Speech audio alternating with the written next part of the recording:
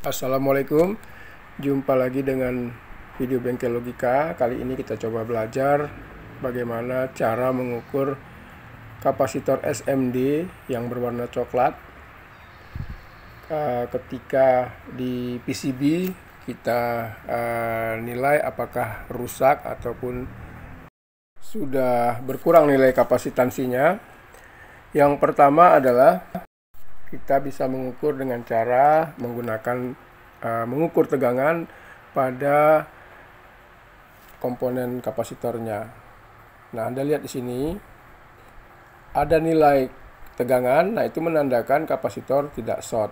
Kalau tidak ada nilai 0, maka kapasitor kemungkinan nilainya short. Jadi perlu dibolak-balik. Yang negatif kita taruh di suatu posisi yang ada ground di besi pada setiap komponen peralatan elektronik.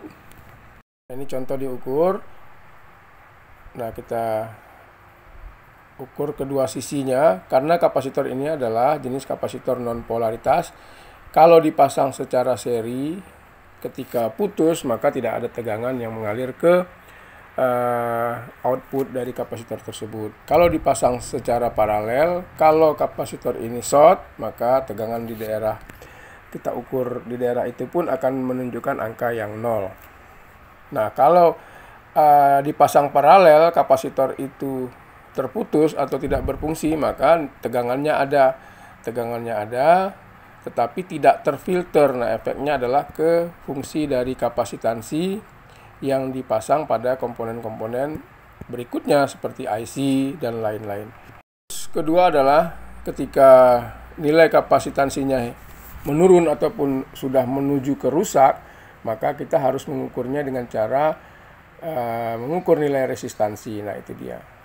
Nah, tetapi sebaiknya kalau untuk nilai yang tepat, kita perlu alat ukur khusus untuk mengukur nilai kapasitansi. Nah, dengan alat ukur ini kita hanya menerka-nerka. Nah, seperti ini. Kalau 1 itu artinya adalah tidak terhubung. Kalau 0 artinya terhubung dengan nilai yang terbaca. Nah, jadi di sini yang diukur adalah nilai resistansinya.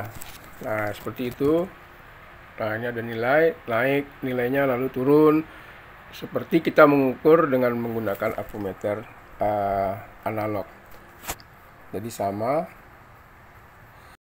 Jika sudah diukur tidak terbaca, angka 1 yang artinya adalah tidak terhubung pada ampermeter digital, maka kita naikkan ringnya, skalanya 1 demi 1 sampai terbaca. Nah, Anda lihat ini terbaca.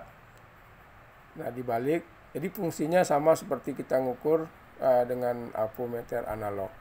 Karena kalau kapasitor itu short, maka tegangan di situ akan 0. Nah, kalau tegangannya 0, maka IC ataupun apa saja rangkaian yang ada di situ jadi tidak bekerja.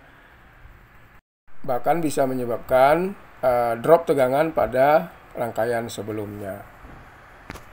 Atau kalau kapasitor itu berkurang nilainya, kapasitansinya, maka fungsi dari filter frekuensinya akan bermasalah yang bisa menyebabkan rangkaian itu tidak lagi berfungsi sebagai katakanlah penalap frekuensi, penghasil frekuensi, osilasi frekuensi, apalagi fungsinya sebagai clock pada rangkaian digital.